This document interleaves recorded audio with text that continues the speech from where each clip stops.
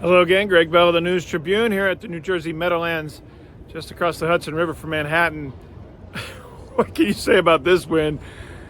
It's inexplicable that the Seahawks won this game in many ways, rallying past the Jets 26-21. Leonard Williams, just a Herculean performance again, 2 weeks in a row now. He said after the game he thinks it's the best he's played in his career, and that includes an 11.5 sack season for New York. Earlier in his career, you saw the 92-yard interception return for a touchdown. That was Mike Macdonald, his scheme. He had Leonard Williams lined up as a nose tackle. The technique on that play is to push until you get hit by the guard and then drop, so that the quarterback right at the snap, Aaron Rodgers, sees Leonard Williams initially rushing, so he crosses him off his potential coverage guys of dropping into coverage. Aaron Rodgers, 41 years old, tomorrow, he's seen every coverage there is. He knows defensive linemen at times can drop, but he checks them initially. Macdonald's scheme was to make it look like a rush and then drop Leonard Williams after an initial rush. He dropped right over the middle. Garrett Wilson's in route. You can bet all 20 years that Aaron Rodgers has ever played that he did not expect nose tackle 99 Leonard Williams at 6'5", 310 to be dropping inside of and in front of Garrett Wilson's in route. So Rodgers threw it. Williams tapped the ball to himself, and like the big cat that he's known as around the team, definitely took his own deflection 92 yards the other way. He said he was looking for a teammate around midfield to lateral the ball to, but when he looked, Devin Witherspoon and everybody was leading the charge. Williams called it the cavalry to run to the end zone. So he went the rest of the way, and we said when he got there, Kobe Bryant jumped on his back and he said, "Can we lay down, please?" 310 pounds going 92 yards in 30-degree with 25-degree wind chill. That play, if he doesn't make it, Jets are in the red zone. Jets would have scored there. It's 24-7 or 28-7 with a touchdown, maybe game over. Instead, 21-13, the Jets don't score again. The Seahawks messed all kinds of arounds on fourth down to try to screw it up, but didn't. 5 tries from this end zone from the 1-yard line and didn't get it in. 4 of them pass calls. After the game, Geno Smith and Mike Macdonald both said, "We got to fix that."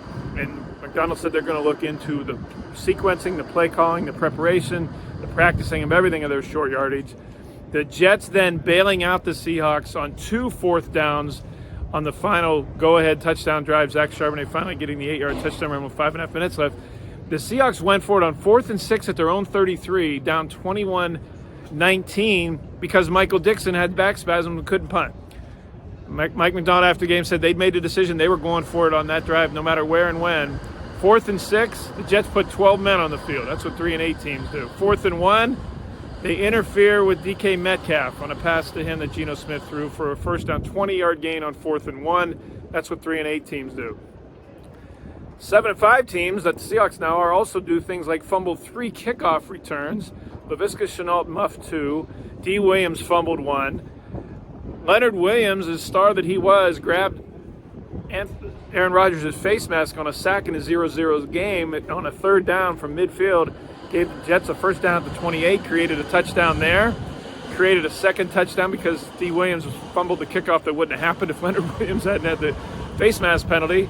Both teams had blocked point after touchdowns. Just a calamity of things going wrong for mostly the Seahawks, especially in the first half.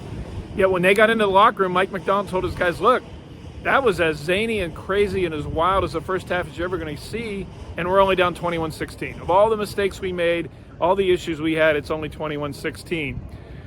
After the game, in the locker room, Kenneth Walker, running back, told me what I thought it was too. I asked him what this game was mostly about, and he said belief.